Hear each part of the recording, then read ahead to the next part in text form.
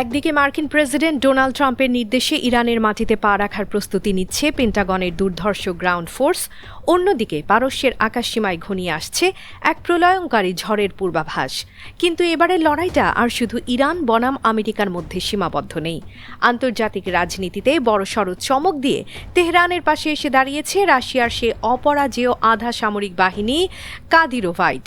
Vladimir পুতিনের অত্যন্ত বিশ্বস্ত চেচেন নেতা রমজান কাদিরভের এই যোদ্ধারা ঘোষণা করেছে, মার্কিন সেনারা ইরানে পা রাখলেই শুরু হবে এক রক্তক্ষয়ী ধর্মযুদ্ধ। পশ্চিম এশিয়ায় ঘনিয়ে আসা এই যুদ্ধের মেঘ এখন আরও ঘনীভূত। ইরানের রাষ্ট্রীয় সংবাদ মাধ্যমের খবর অনুযায়ী কাদিরভের অনুগত বিশেষ সামরিক ইউনিটগুলো ইতিমধ্যেই সংকেত পাঠিয়েছে যে তারা যে কোনো মুহূর্তে ইরানি বাহিনীর সাথে কাঁধে কাঁধ মিলিয়ে লড়াই করতে প্রস্তুত। একে শুধুই সামরিক সহায়তা হিসেবে দেখছেন না সমরবিদরা, বরং একে পশ্চিমী আগ্রাসনের বিরুদ্ধে এক আদর্শগত লড়াই বা ভালো ও মন্দের যুদ্ধ হিসেবে অভিহিত করছে চেচেন যোদ্ধারা। সুন্নি মতাদর্শী হয়েও শিয়া প্রধান ইরানকে রক্ষা করতে তাদের এই জেদ মধ্যপ্রাচ্যের যুদ্ধের সমীকরণকে এক লহমায় বদলে দিয়েছে। পেন্টাগনের অন্দরে কান পাতলে শোনা যাচ্ছে মার্কিন বাহিনী স্থলপথে ইরানে ঢুকে পড়ার ব্লু প্রিন্ট সাজিয়ে ফেলেছে। জলপথে ইতিমধ্যে হাজার হাজার নৌসেনা এবং শক্তিশালী যুদ্ধজাহাজ ইউএসএস ত্রিপোলি কৌশলগত অবস্থানে মোতায়েন করা হয়েছে। তবে ওয়াশিংটন পোস্টের দাবি অনুযায়ী ট্রাম্প এই স্থল অভিযানের চূড়ান্ত অনুমতি দেবেন কিনা তা নিয়ে এখনও ধোঁয়াশা রয়েছে। কিন্তু সিনেটের অন্দরে সতর্কবাণী শোনা যাচ্ছে যে ইরানি ভূখণ্ডে মার্কিন বুট পড়লেই তা হবে এক আত্মঘাতী সিদ্ধান্ত, যেখানে শত শত মার্কিন জওয়ানের প্রাণহানি ঘটতে পারে। ঠিক এই জায়গাতেই ত্রাস হয়ে দাঁড়িয়েছে চেচেন কাদিরোভাইট যোদ্ধারা। নিজেদের পুতিনের পদাতিক সৈন্য হিসেবে পরিচয় দেয়া এই বাহিনী গেরিলা যুদ্ধে অপ্রতিদ্বন্দ্বী। ইউক্রেন থেকে সিরিয়া প্রতিটি যুদ্ধক্ষেত্রে তারা নিজেদের নির্মমতা এবং সমর কুশলতার প্রমাণ দিয়েছে।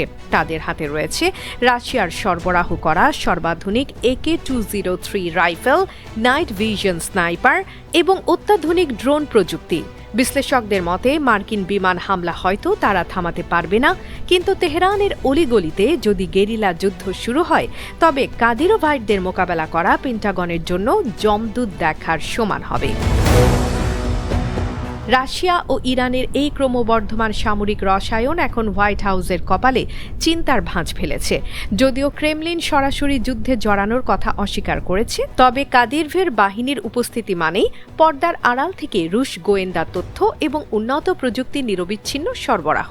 মার্কিন সেনাদের রসদ বা জ্বালানি সরবরাহের কনভয়গুলোতে চেচেনদের চোরা গোপ্তা হামলা যুদ্ধকে দীর্ঘস্থায়ী এবং ব্যয়বহুল করে তুলতে পারে, যা ট্রাম্পের দ্রুত বিজয়ের স্বপ্নকে ধূলিসাৎ করে দেওয়ার জন্য যথেষ্ট।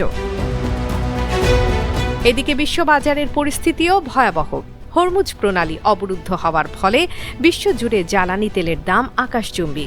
ব্রিটেন এবং ফ্রান্সের মতো বন্ধু রাষ্ট্রগুলো ট্রাম্পের এই ব্যক্তিগত যুদ্ধে সামিল হতে সরাসরি অস্বীকার করেছে। ব্রিটিশ প্রধানমন্ত্রী কিয়ার স্টারমার তো স্পষ্টই জানিয়ে দিয়েছেন, ইরান যুদ্ধ আমাদের লড়াই নয়। মিত্রদের এই পিছুটান এবং উল্টো দিকে চেচেনদের মতো বিদেশি যোদ্ধাদের তেহরানের পক্ষে অবস্থান নেয়া, সব মিলিয়ে ট্রাম্প প্রশাসন এখন এক কঠিন গোলক ধাঁধায় বন্দী। চেচেন নেতা রমজান কাদিরভ বরাবরই রাশিয়ার স্বার্থ রক্ষায় আপোষহীন। তার যোদ্ধারা মূলত বিদ্রোহ দমনে বিশেষভাবে প্রশিক্ষিত।